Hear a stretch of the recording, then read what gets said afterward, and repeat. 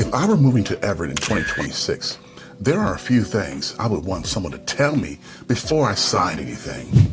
Because Everett is one of those cities that can look simple from the outside. And then once you get here, you realize it is more layered, more neighborhood driven, and more specific than you thought. So in this video, I'm breaking down 8 things I wish I knew before moving to Everett, Washington, so that you can decide if Everett actually fits your lifestyle. Let's get into it. Hey, I'm James, and I help people make smart moves around the greater North Puget Sound area. So if you're thinking about moving to Everett, Linwood, Mill Creek, Bothell, or even Kirkland, and especially a move-up buyer, this channel is for you. And today, we're talking about 8 things I wish I knew before I moved to Everett, Washington. Number 1, Everett is bigger and more varied than people expect. A lot of people talk about Everett like it's just one thing. It is not. The city officially maps neighborhoods like Bayside, Boulevard Bluffs, Delta, Harborview, Seahurst, Glen Haven, Northwest, Silver Lake, View Ridge, Madison, and more. That alone should tell you something. Everett is not just one vibe. It's not one housing style, and it's definitely not one kind of buyer. Second, where you live in Everett changes your experience a lot. This may be the biggest thing I would want to know up front, because your version of Everett can feel very different depending on where you land.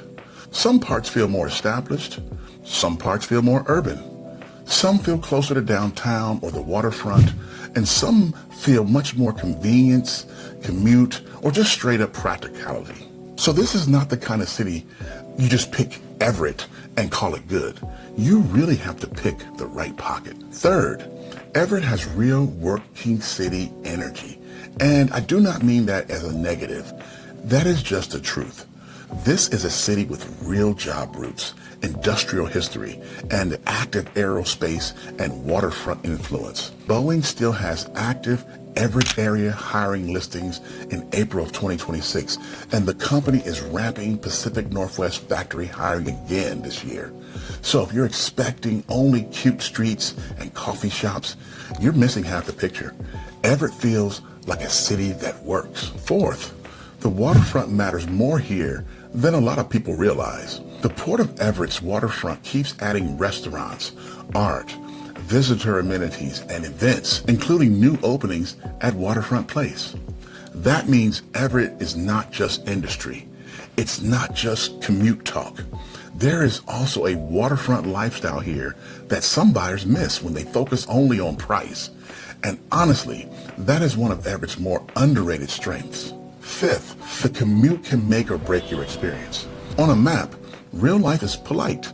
Where you work, how often you drive, and whether you need to head north, south, east, that all matters. This is one of those cities where your day-to-day route can seriously shape how much you enjoy living here. So before you buy for price, make sure you're not buying the wrong commute. Sixth, Everett can still be a good value. Everett's median sale price around $560,000 in March of 2026, with homes taking around 12 days to sell on average. And when you look at the sub areas, you can see the range. For example, Northwest Everett was around $663,500 median price, while 98208 was around $725,000. And then zip code 98201 was around $533,500. So compared with a lot of nearby Puget Sound markets, Everett can still feel very reachable. That is a big reason buyers keep circling back to it. Seventh, some parts of Everett feel more residential than outsiders expect. People who do not know Everett sometimes picture only major roads, older industrial areas, or working city infrastructure. That is incomplete. There are parts of Everett that feel quieter, leafier, and much more neighborhood-driven than people realize. That is why you cannot judge the city from one drive-through. And eighth, do not buy Everett only because it's cheaper. If Everett fits your budget, great. But you still need the neighborhood, the commute, and the lifestyle to fit too. That matters, because the cheapest option is not always the right one. And with Everett especially, fit matters more than people expect. So, what do I wish I knew before moving to Everett? that it's more varied, that it's more neighborhood driven, and more lifestyle specific than people think. If you're thinking about moving to Everett and want help figuring out which area actually fits your budget, commute, and lifestyle best, reach out at any time. And if this video helped you, make sure that you subscribe, because I'm putting out more videos on what it's really like to live in Everett, Linwood, Mill Creek, Bothell, and Kirkland, Washington. And around here, you get the truth, not the brochure version.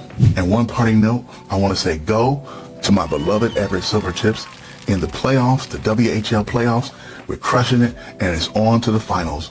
So excited that you're watching this video. Thank you for watching. Again, go Tips. And if you're thinking about Everett, reach out to your local real estate expert, James Hemphill Jr.